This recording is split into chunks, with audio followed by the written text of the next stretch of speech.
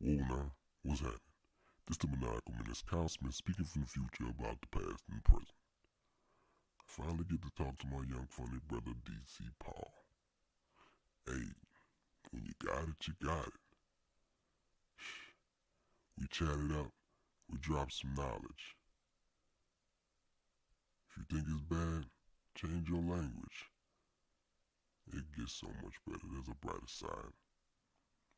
Listen up and enjoy these words. You can follow me at maniacalmenace.com, Maniacal Menace on Instagram. That's ManiacalMenace.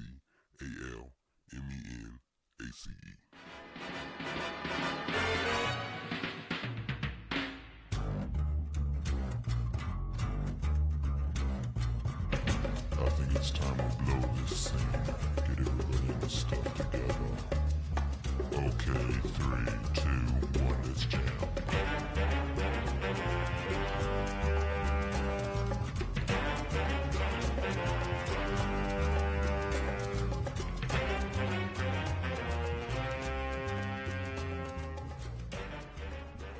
No, you're good. You can continue singing if you'd like. No.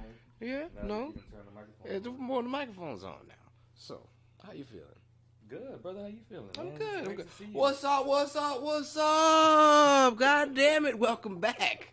We had another edition of Tell Me a Joke, man. The guy line of chasing the dream. I am here with the homie, longtime member of the Young Funny Crew, man. DC PauL, the Millennial Arsenio. How you Hey. been, son? Millennial,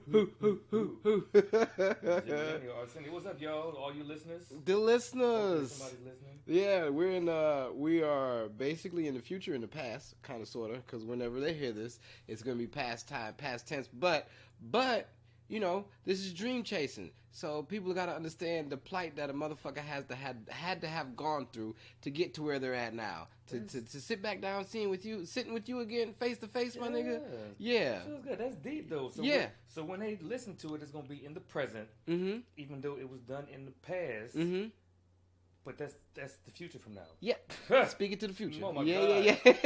That made me tingle a little bit on that. Yeah, like that's how I intro them all like that now. This is the Maniacal Menace, speaking from the future to the past, from the present. Okay. Yeah. And So. then what's up? Yeah. I still kept that in there, you know, from the video that we had. That Yeah, I I'm like, remember. yeah, all right, cool. Well, But man, sorry, get the blood lit. Oh man, I'm back in New Orleans. It's been good. Fucking Thanksgiving. Thanksgiving was nice. I actually got to be home for Thanksgiving. Due to unseen circumstances that I saw was coming, so I can't really say they're unseen. But you know, I'm glad to be here now, and I'm here with the homie, man, who's gave me fucking vital information yesterday, which was key to actually continuing this journey. Like, I'm glad I could do that. yeah, if you want to go ahead and reiterate on what the knowledge that you was giving me yesterday. I was high, so you got to refresh my memory on what I said. Oh, about your language. Oh, that part. Okay, yeah, yes, I would like to talk about that. And I'm gonna start with talking about me personally. Mhm. I a few months ago had got into a depressive rut, thinking that everything I was doing everything just felt monotonous. It was the same thing every Monday, every Tuesday, every Wednesday, every Saturday, and I was feeling just feeling like nothing new. Right. And then I was advised to change my language. You know, like you can describe the exact same situation that you're in, but with different language, and it helps out immensely. First of all, it helps out you emotionally. When you stop saying, "Oh, I'm so depressed, I'm so mad, I hate this," instead you say, and gratitude was what you changed the language to. So like, I'm grateful that I have these opportunities. I'm grateful for the air in my lungs and my friends and the breath. And then after you describe the same situation you're currently in, you start talking about how you want to change it. Mm-hmm. Basically saying like, I'm looking forward to X, Y, Z. I'm looking forward to new things, and I'm looking forward to healing, or you know. So yeah, and it worked for me like a charm. So I'd always advise people to just change the language. Kind of like a placebo effect. Kind of like you're giving yourself positive affirmations to live by, and that's gonna definitely continue from there on. I like it. I see when I used to go to certain people's houses, people would have their affirmations written on the window or the mirror or something like that, and I was like, "Well, that's a waste of lipstick." All right, I probably wouldn't put it all in the mirror forever, but that's good. That's what gets them through in life, and I think you need those. You need those like those little staples, those little sticky notes of little affirmations. Yeah, just to keep you going, because there's so many things out here that'll hinder you or make you want to second guess or fucking rethink your situation after you've been in it for so long. Like we've been at this grind for a minute now. Like, when did you first realize that you wanted to do comedy? I don't know. I don't know. Like, I think that even after I had kind of found my stride, doing open mics and kind of figured out what works for me as a comedian, I think I was still doing that without even thinking, this is what I want to do. This is what I want to become. You know what I mean? So, I mean, it's been a gradual thing. And I hate to say this because it sounds super cliche and everybody say this, but I think comedy might have chose me. Yeah. Because me, myself, I've told people I had no idea that I was going to be a comedian, that I wanted to do comedy. But my whole life was kind of set for me to be a comedian until somebody put the imagery in my head that like, hey, you seem like you should be doing comedy. That's when the wheels started turning right then and there. But before then, I was just like, oh man, comedy's amazing. I like comedy. I like funny shit. This is cool. I wish I could do that. Never thinking that, oh, this could be me if I just give it some time. I never thought of that. So it's good to be in this realm because now there's so many people out here chasing this dream, doing what we're doing. But I don't want to say I hate it, but I do think that some people see us on stage or see us doing our thing, and they assume it looks easy. I guess it looks easy, and they assume it is easy. So there's so many opportunities for people to try it. I would never tell somebody not to try it if you're curious and you want to do it, but so many opportunities and open mics for people to try it, and now there's so many comedians, and I never thought I made it look easy. You know what I mean? Like for somebody to be like, oh, I want to do what he do. That look like something I could do. Yes, it is something you could do, but like, it's not easy. You got to do it. I'm doing it already. I'm doing it now. You ain't gotta do it. Like Jesus, if you don't tell me that you're gonna go do it and just do it so I can be surprised that you doing it. Like just don't come in. Oh man, this looks like I can do this. Yeah, all right. You go ahead. You go ahead and wait that 5 minutes. Find out when you next in line and then go stand next to the stage in front of the crowd and wait that 5 minutes for that person to get off stage and tell me how you feel. Tell me how you feel then and see if you still want to keep doing it. Because I've been doing this for 8 years now. Last night I almost shit myself just because the nervousness is... I was at Carnival. Yeah. And still, doesn't matter how long I've been doing it, like I still get the nervous guts.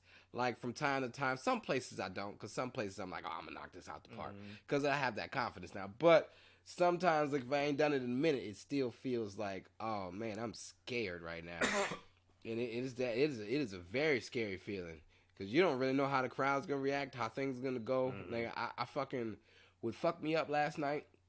There was these people in the goddamn audience, and like they were in the thickets of the crowd, so you don't. If they're saying shit, you ain't really gonna hear it through all the laughter. But if you like pinpoint and direct their conversation, if you see that actual conversation, and the conversation was like, oh man, this motherfucker's gonna say this motherfucker's gonna say that, talking negative about the show basically. And me hearing that, I'm like, oh, it changed my perspective on like the whole crowd's gonna be like this now. Instead of just that motherfucker being salty. This when you was in the crowd or you was on stage? I was in the crowd. Okay. I was in the crowd. Just because of that motherfucker, overhearing him being salty, I took that and just ranged it with the whole crowd, and that fucked me up. Like, so when I got to stage, I was scared mentally. Really? Okay. Yeah, mentally fucking frightened myself because of that. And I was like, I don't know why. And then I proceeded to fucking smash it. So it was a good time, but I mean, it fucking humbled me and brought me back to like, oh nigga, yeah, we still in these trenches here. Even though we have an Arsenal with us, we still have to fire that Arsenal. Like, it doesn't matter, nigga. What if your gun jam? Nigga, it doesn't matter how good your gun is. If your gun jam, goddamn it, Shit. you gonna have a bad day. I was doing a killer set one time at Carnival and bit my tongue in the middle of it. Like, for real, bit your tongue? Bit my tongue. Oh, bit shit. my tongue and like couldn't even like get my words out for the rest of the joke, and ended up stopping my set early because that's like your gun jamming. Yeah. Even I know I got great ammunition in this gun. Wow. Bit my tongue, and I was like, I can't do it. That's wild. I don't think I've ever like gotten to. I've spilled a beer and shit on stage, which kind of like startled me, or like when I've never bit my tongue before though. Goddamn interesting. Yeah. So, how was your childhood? So much for segues, huh? How was my childhood? I grew up with both of my parents in the home. I'm the middle child of 3 boys. My parents were also foster parents, so I have 2 foster sisters and a foster brother that we still keep in contact with to this day. Oh. And my childhood, man, I can't complain because I love who I am now, and everything that happened in my childhood helped to shape who I am now. Right. You know, my parents were always, and my mother is still super supportive of whatever I choose to do. Like, which is good. A support system is always whatever nice. I choose to do, bro. My dad had bought me a keyboard, a guitar, a drum machine, anything that I might have showed a little bit of interest in. Yeah. They was down for it. So like, probably why I just feel so free to just be myself and say whatever I want to nowadays. I didn't grow up with somebody telling me not to. Hence why I asked you how is your childhood, because most of the time, most people's creativity kind of forms from them being a child and how they were raised. Mm-hmm. So you being the outspoken free person that you are is because you've had that since you was a child. Like you was able to go ahead and expound on like whatever abilities you figured that you had, like keyboard. Do you know how to play the keyboard? I can do this and that. Mm-hmm. I can play a few songs. Not like I can't play keyboard, but I memorized like A Whole New World and Chopsticks and the Beethoven Symphony. Yeah, that's what's up. Like everybody, it's important. Is it not Beethoven's? I don't know who. That's got a name in like a German or something. I forget. Somebody's gonna figure it out. Liberace. Right, somebody's gonna. It's not Liberace. It's not Liberace. But I guess when it comes to creativity, you know, I'm the middle child of 3 boys, and I always think about this nowadays. We always had whatever the current game system was. We had it from the Coleco, the Atari, the Sega, the Nintendo, all of it. But it's 3 of us, so like I could sit around and wait my turn, and when it's my turn, I'm gonna lose immediately because I ain't had time to get good. Like so when it's my turn, I'm gonna wait until one of you niggas lose, and then I'm gonna jump on. I'm gonna lose immediately. After a while, I was like, fuck it, I'm gonna go play on this keyboard. I'm gonna go draw some pictures. I'm about to go dance, or outside and skate. But something, I feel like creative outlets were just my alternative to being bored at my house, and I feel like me and my older brother are closer in age, but I feel like my older brother and my younger brother maybe had more in common. Yeah. So it just kind of, I would make attempts to get in on whatever they was doing and play with them. And after a while, I was like, you know what? I think it's just me. I think I just better play. I just rather play by myself. I think I'm out here. I'm out here alone. 2 brothers. I'm out here by myself. All right. Yeah, I like we was speaking about this yesterday. How myself, I was alone a lot. I had friends, but being punished really keeps you. Talking about your childhood punishment lasting a full year. Yeah, full year. After the ass whooping, you still punished for a year. Still punished. Then they took your door off the hinge and put it in the attic. Like, nigga, what did you do? You know what? I couldn't. Did you rob? I think I was just bad. At school. No. All boys are bad. Yeah, what that's did true. you do? You know what? It wasn't. I think I got my door taken off the hinges because my dad found porno mags in my room. What? And he was like, "No, you don't get privacy since you're trying to hide things." And he was like, "Give me your dough, nigga." And he took the dough. Oh, that is not how you respond to a child. It's good that, as times change, as you get older, you learn things, now. Cause like the spanking and the 1-year punishment ain't it? But if your child has curiosities about sex, you don't punish them. You know, if you find out they was doing something sexual or have magazines or whatever, that's a great opportunity to have a conversation about just sex and sexuality and sexual health with your child. Never had sex ed. Because now in school. you could traumatize a child. Like you punish them for having porn, they're gonna associate pornography with some kind of punishment. You know, this has been good for parents back then to have known. Yeah. You know, like so helpful. You want the child to grow up with a healthy sexual mentality, right? And a grasp of their own sexuality. So, like when I guess you having those porno magazines is you exploring your sexuality, you know, and who knows what's the right age for a child to do that. What were you, 13, 12? 13, okay, 14. I think that's about the right age to have curiosity about your body, about sex, to be looking at magazines and porn and stuff. So, hell no, how you punish somebody for that? Yeah.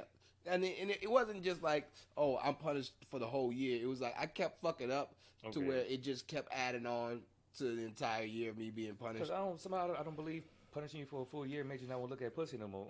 No, not at all. You never want to see a pussy again after this. Not at all. No. My brother was legit punished for a year. Like his punishment went to the extent of like, oh, this is this first 6 months, and now you got to do this next 6 months. And now we talking about punishment. Like, I don't know what type of punishment people give nowadays or what type of punishment you thinking the motherfuckers think about. I'm talking about no going outside, nigga, no TV, nigga. When you get home from school, you go straight to your room and you go either open a book, you go draw something, or you go listen to the radio, nigga. That's it. You don't get nothing else. You come down to eat for dinner and go your ass back upstairs if you had a 2-story house. If not, you just go to your fucking respectable, go upstairs, go to respectable the back of the place. We grew up in damn shotgun. Bitch. Oh, go to the back. shotguns. Go to the back room. It was just fucking. Can't stand a shot. Every house I was in, it was a 2-story up until this one. So I've always. Oh yeah. Your other house on the West Bank was a nice 2-story too.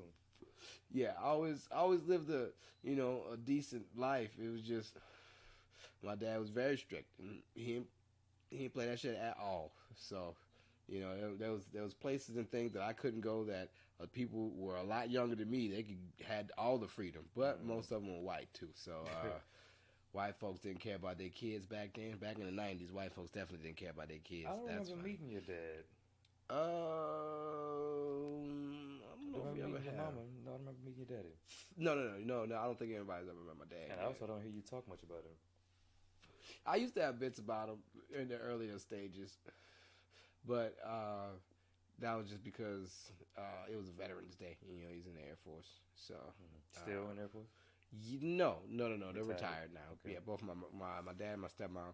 Actually, when I go back out there, I'm gonna talk to them because I want to talk to my mama, I want to talk to my dad and my stepmom, and just about how I was raised, how I was being raised, and why they chose to raise me the way they did. You gonna ask them? Fuck yeah, bitch! My dad has already came like to me and apologized. He was like, "I'm sorry, we didn't know. We didn't know that was gonna fuck y'all up. How we raised y'all. I mean, it was a good way to raise. I mean, we're able to take care of ourselves and be on our own. Nigga, I told somebody that, nigga, I'm 34 now, and I just moved back with my people, okay, because of this bullshit that happened. I don't plan to stay on there long, but they want a motherfucker back anyway.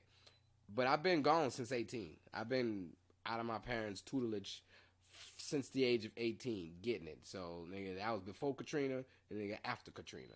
So, just understand, motherfuckers been out here fucking working, basically. Working, hustling, getting it how they live. And, yeah, I did well. Nigga, I've used my affirmations. Nigga, I was able to afford my own Mustang. I bought basically the cars that I bought the cars that I wanted. And so I'm like, oh, I don't think I would have been able to do this if I didn't have the structure or stability that my dad instilled in me. That's true. Because of how I was raised. So I'm kind of thankful. I mean, it was shitty. It was very shitty. It was very shitty. Nigga, being punished for a very long time that makes you one with your thoughts. And what's funny, people think I'm like strict and super structured and shit nowadays, and I do nowadays believe in structure for certain things, but like my mom, I remember for years she was like, you just go whichever way the wind blows. You ain't got no structure. I think was the word she would use. Like she thought I was just a free spirit, but like a hippie. Like you just whatever come about, you gonna do it. If this pretty much the opposite of who I am now. Because now I'm like, Like if you don't shit want got to do be something, done right, you know. uh-huh. And it ain't gonna be like I don't like leaving things up to chance and making things, look haphazard. So Yeah. nowadays it's possibly overly structured Yeah. and a little rigid. Yeah, very, very militant. You have a very militant mindset when it comes to tackling situations, and that shit there.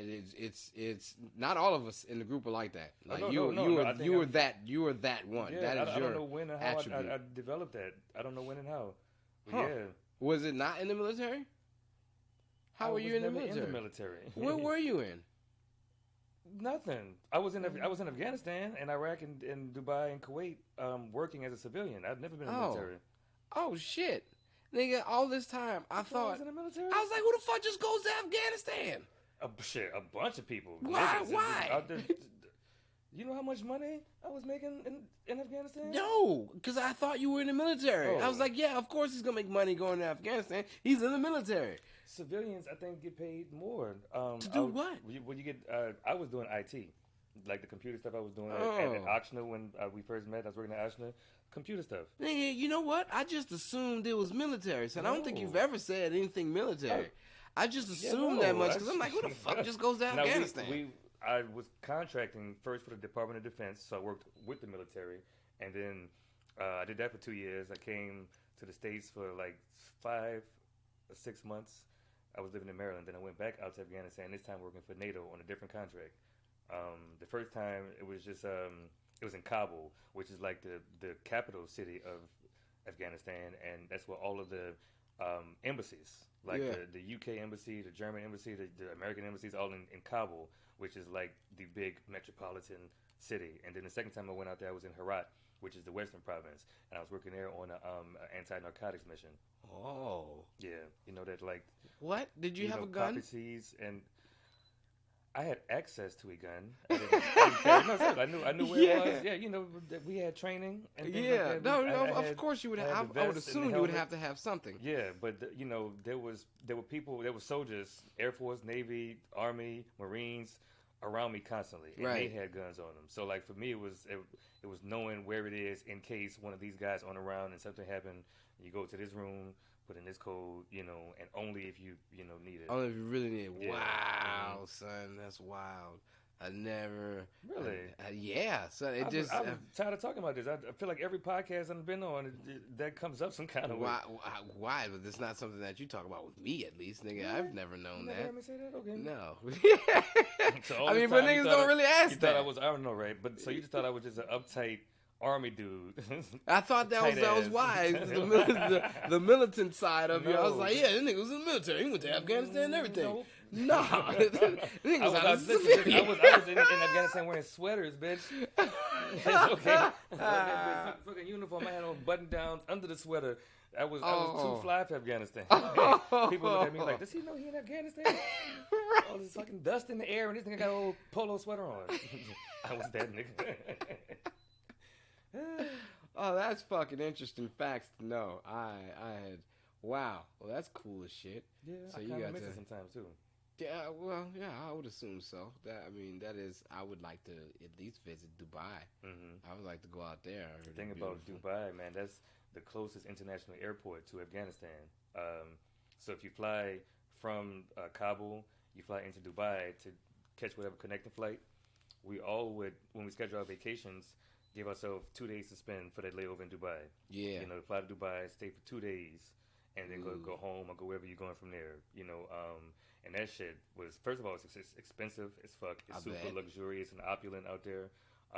But then, like, we got, like, numb to Dubai. It was like, going to Dubai again, I come to the States and everybody just can't wait to get there. And I'm like, That's how it was, huh? It was a layover spot. That's exciting. Yeah, my little brother's in Japan right now, but he's in the Air Force, so Nice. he's been traveling all over. He just left Italy, and he went somewhere else, and now he's in Japan. And now and he's a fucking nerd, like anime, all that. So he in Japan doing kart races in the street with fucking with Mario costumes on. Wow. So they're playing actual Mario Wow, Kart. okay. in Japan. Man, the Air Force is. I got a lot of respect for the Air Force and all the armed forces. If any of y'all are listening, thank you for your service. Yeah, appreciate you. Yeah, I wanted to join, but my grandma was like, "No, boy," and I was like, "All right." So I went to college, and I did terrible. I didn't do terrible. I was just like, "This is not what I wanted to do." It was fun though, but you know what? What was good about college? Motherfucker, when you get grants and shit, nigga, they give you fucking money in cash. Yeah, cash. As soon as, nigga, I ain't never had that much money in cash. Everybody that I know that was in college had some kind of refund check or whatever, even cash coming to them. I didn't. That's how most people survive after like going to college and shit. They just keep getting refund checks and all that. I don't know what the fuck I did wrong because I never got a refund check in college. Oh no? No. Oh nigga, I was they shouldn't have gave me one. I was asking people like, how do y'all get set up on this little? Because fast food. food. Motherfuckers ain't even. Well, if your parents make too much, depending on whose parents files, if your parents make too much, then you won't get nothing. But my mama filed, and I had some shit coming in. And I was like, I remember doing the FAFSA and having to put my mama and my daddy, even though they were divorced, having to put both their information, and they both had. My daddy was police, and she had her job. So yeah, that fucking refund check. Both of them did well, huh? I used to get mad at y'all. Y'all be nigga, Bursa's office come back with a refund check. I didn't know what tax return was until I got older. Until I actually got my own tax return. Nigga, I was like, how you get a second Christmas, son? I was like, that's fucked up, nigga. Just because the New Year's around, you get an extra bike? No. He was like, yeah, man. My mama got her taxes back. I was like, what the fuck is taxes? What the fuck is taxes? I don't know what the hell taxes is. Yeah, fucking moving into an impoverished neighborhood, and you learn about tax return. My dad and them, they don't get taxes back. They always got to pay in some shit. So I never knew. I hate having I've had a few years where I had to pay back. I've never had to pay back yet, and I've loved getting taxes back. Motherfuckers won't give me kids. You be looking forward to some kind of tax refund. Yeah, and then they be like, nope, actually, you owe this much. It's like, whoa. You motherfucker! You gotta walk out of the damn H&R Block with your head down. Like, goddamn it, I walked in this bitch thinking I was gonna come up. I'm not gonna file this year, then. That's gonna happen. Nigga, I remember when fucking college gave me money. Nigga, I took that money. I went to Georgia, son, for a week. A lot of people like, yeah, I'm out, yo. I was jealous of my damn. Everybody went to school with. I got a tax return. I'm going shopping. I'm going to Padre. Bitch, I'm going to class. I'm going to class because this is what I have to do. And then my work study right after that, bitch. Wow, good. How long did you finish school? Yes, in 2008 from Texas A&M.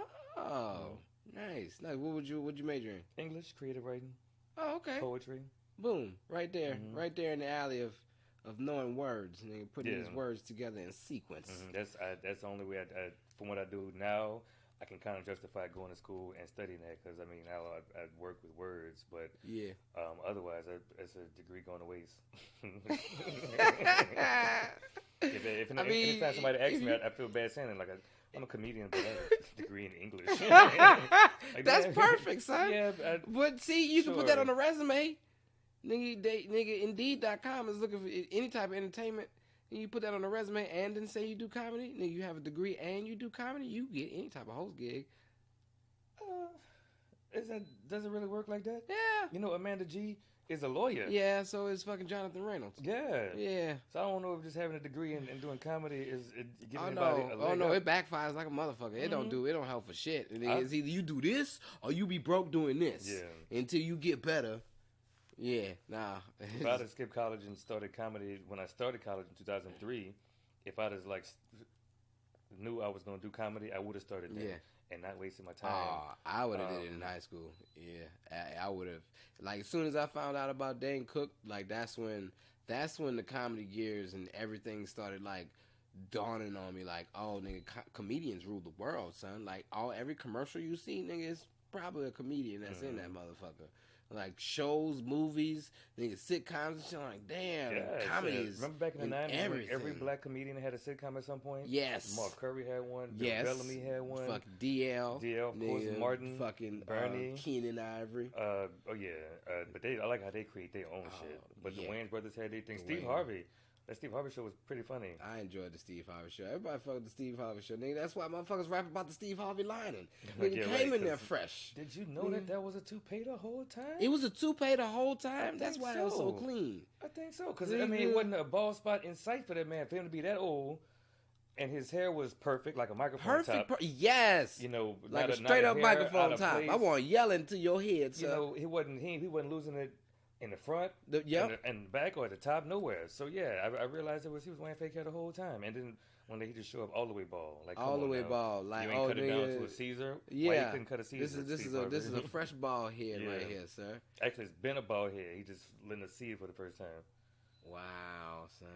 Wow. But yeah, you were talking about like how comedians get to go in all these other different avenues in entertainment, like commercials. Yeah. So many comedians have radio shows and sitcoms or podcasts.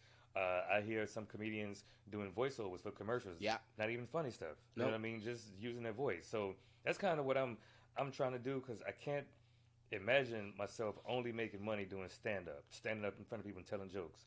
But even as a comedian, like a comedic radio personality, a comedic media personality, comedic host, Jack of all voiceover. trades, basically. No, I mean, really, it's the same trade. It's just all a way to hustle. different avenues of it. A way to hustle the same trade. Yeah, basically. Yeah, because I like motherfuckers is telling me. Yeah, I think that was you telling me this, because everything that I do, that that I'm starting to excel more at, especially with comedy and poetry, and then fucking all the other extra that I have going on, whether it's dancing, burlesque, or anything like that. All that still comes into one little bundle, little package of me. Like this is what I bring to the table, and it's more than just this stand-up. So if you want this, I got this for you too. So if you need an acting, I definitely got acting. You need a monologue, well, I got 20 of them. Which one you want? You want something funny, your sad? career is not as a comedian, it's as an artist. It's right. As Kyle Smith, the Maniacal Menace. So if you keep that in mind, you don't subject yourself to just doing comedy. Right. Yeah, you an artist and you expressing yourself. One more. Sorry, I've been biting my fingernails. I seen it. It was almost like a nervous habit, but it was like, nah, this is me. This is what I do. Yeah. I'm gonna clean these nails up real quick. I ain't nervous. Yeah. I could never be nervous. Not anymore. It's so weird when people come up to you and it's like, oh man, I couldn't do that. Aren't you scared? Yeah. A little bit from time to time, but once you're in the mode and once you got people on your side, it's real easy. It's real easy just to flow. It's just like talking at the CEO table. I feel like once you, like, the first joke you write that's a hit that people like, is kind of the first time, like, when nervousness starts to leave. When you realize, okay, I'm actually, not bad at this. Right. Yeah, walking on stage with confidence, I think, is super important. I'm about to do some social media posts because we have. It's that time. The show tonight is between 3 and 5. It is. 4. It's 4. Yep. This is a good time. So, I'm gonna pick a picture myself. That's what I was planning this. I was planning this moment all day since you talked about it yesterday. Okay. Yeah, and I was gonna put a random picture up, and then put some words on it. And make sure people know that you're hosting. Yeah. Because that'll bring them out. Bring them out. It's hard to yell when the barrel's in your mouth. True. Swizzy! Dun, dun, dun, dun, dun, dun, dun, dun. So yeah, it's been a very, very good time being back home. I'm glad to have been back home, man. This is that bullshit. The bullshit that taught me lessons is what I'm grateful for, because now I get to see what's out there. I've gotten to see what's past the tiger cage. I've actually peeked in the door, and I'm like, oh, y'all ain't doing nothing spectacular over here. So I'm able to go and do. It was a little reconnaissance mission. There it is, a little 9-month reconnaissance mission. And then I come back and be like, hey man, they ain't worth the shit out there, son. We got this shit, man. It ain't nothing, So not like it's a competition or anything like that. But well, no, I'm glad you said that, because big markets like Los Angeles kind of intimidate me. So hearing you say you went there, you tamed the beast a little bit. And you realize it ain't that in the scary. beginning, it's very intimidating, because you're like, oh man, this is where all the good comics are. This is where the Mecca is. Nah. Some comics are good there. Even the comics that do go up on a big stage are not that good. It's like, oh, y'all don't have no family like this, like we do down here. That's gonna be like, oh, you need to punch this up. Y'all have other people that's gonna write for y'all or just take y'all shit. Down here, you don't have that. So, like, to be able to go up there and see that, and because nigga, my superpower is observance. Like I can observe some shit and like take it and then read it and then break it down and be like, oh, this is what's happening here. It helps me get out of stupid situations like big brawls and all that. Being small, that's why the piggyback thing came up yesterday. That's why I got to get the fuck out of there, right? So I gotta go. So I made sure I'm like as I got out there, nigga, I rekind and I was like, oh, this is what's happening and this is what's going on. Okay, and you know, from there I really didn't care for what else was supposed to be going down there. I just didn't enjoy myself. Beautiful though, beautiful, and I'm grateful for my newfound knowledge of where my comedy career is gonna take me, or just my entertainment career. Okay. Period. Yeah. Got some fresh poems and shit. Ooh, hot off the press. God damn it. Had me out there in think mode. On that woke shit? Yes. You on that woke shit? Yeah, a little bit. Made me go ahead and value life a little more. Look back and like, nah, nigga, utilize what you got. And I was like, all right, I will. Nigga, this black skin gonna make these white folks just a little bit upset. But I'm sorry. This is how I feel. Inside. So, you know. Inside. Yeah. Oh man, but hey, yeah. Well, let's get to our shit, man. We got a whole bunch of shit to do today. Let them know where they can find you at, man. Hey man, I am easy to find both in person and online at whoisdcpaul.com. There it is. And whoisdcpaul on all social media networks. Look out for my first half-hour comedy special dropping later on this month. This is December 2019, by the way. It's called 85. This is in case you listen to this shit next year. Right. Because you're going to be in the past, listen to us in the future, but it's the present for you. Yeah. Either way, look out for my project. And thank you for the invitation to be on your podcast. You man, know, thank you. Of course you're going to have to be on here, man. We're about to get the whole crew on this motherfucker. Then we just going to keep doing what we're doing. That's it. And then when people do hear this, they can be like, oh, man, these got a whole nother special out. And I didn't even know about the first one. Let me go check out the first one now. You know, so, yeah. This is dopeness in the making, man. And, speaking of dopeness, I'll end this on that. I'll end it on I'm dope. Facts. Yeah. Me and my partner did it last time. I was just on it. And he did one of his poems and I just did one of my poems and I had to read it. But you know what? I'll just do it now since we're just gonna end this here I've hurt people. Not to be mistaken for evil, but no, we're not equal. My whimsical word weaponry is lethal. I huff and puff it out, Primatine mist to see-through. Compact to combat R2-D2. Terminate to upgrade T2, T1000. Vocal vocabulary metaphorically arousing. My basic brain barely be browsing. Thinking about public housing. You bred the robber, but I be Robert Townsend. Meaning you take creation, but I create the mountain. I'm the youth that's bringing the fountain. They say there's limitations to this truth, but hey, who's counting? I got all this life to live, so ain't no time to be frowning. I'm clearly capable of crying a river deep enough for my feelings to drown in. So the sinister menace commenced the clowning. I replenish in minutes, you still on the fence when the round ends. My taps is well connected, completed circuit means I'm grounded. My craft I'm consistently perfected since I found it. And when people come to my shows, they be like, hey man, pound it. That was some dope profoundness. And when they say dope, they mean they loved every ounce of it. They say they like how the vibe makes someone to bounce a bit. Announce my wit, denounce the clip, copious amounts of piff. I plead the fifth. Sweltering sweaters, swimming swiftly, slipty, shifty, thrifty, nifty, 50. When I'm a tad bit tipsy. And take a picture. Lifty, quickly, klepto, gypsy. Sneakily teach the creflo preachy. I'm peachy peachy, this is easy peasy. I please the evening like the prophet sprinkles the seasoning. Every bug gets a taste. This that cocoa leaf whip with the baking soda base. I'm dope, nigga. There it is. Nice. All right. I like that. Thank you. Appreciate that. Very Man. nice, I've been very out there. nice. Been out there working. And a whole bunch of that came on. I was like, how I'm gonna top that? And I was able to top it. So I'm like, oh, fuck yeah. But man, this has been Wait. You're able to top it, but you're also able to bottom it. Got him. Hit him with the gate Zing. joke. Hit him with the gate joke. He wasn't expecting it. How? Zing, bitch. All right. And that's what makes friendship right there. That's been a good time. Man, this has been Tell Me a Joke, man. The Guideline of Chasing the Dream. I've been your host, the Maniacal Menace, Kyle Smith. Check me out on Maniacal Menace on Instagram, on Facebook, and fucking maniacalmenace.com. This has been me and the homie DC PauL. Until next time, Until y'all. next time, y'all. Oh, real quick. What? I have to ask this question because for all the jokers out there, well, which joker do you feel as if you embody? Oh man, I gotta embody one of them. It kind of Maya.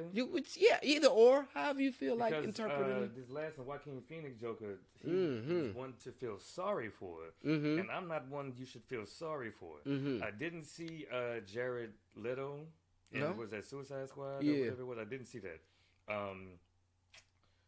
Jack Nicholson in that second Batman Returns. Batman. It was Batman. The first Batman. First Batman was First you're Batman, right. Jack The first Nicholson. one. Batman Returns with Heath Ledger. And that was Heath Catwoman Ledger. and Penguin in that one. What was the second Batman movie? Because it had Catwoman and Penguin. I think that was just Batman though. No, Batman was the one you talking about with Joker. No. Okay, no. The Heath Ledger Joker. The Heath Ledger Joker is a different. What was the second Batman called? I think it was just Batman Returns. It was Batman Returns, right? Yeah. Batman Begins might have been a Heath Ledger. Hello. Yeah, Batman Returns was the second one. I was right, nigga. Anyway, so the Joker from the original Batman movie is who I am. I had to embody one of them, and that's all I got. Just because he was actually maniacal and a menace. So there's that. Kyle had to take a phone call. And he didn't press the stop button. All right. So. Nope, I got it. I got it. That's where you stopped at. Talking to DC. Yeah. Well, all right, folks. You have a good. Yeah.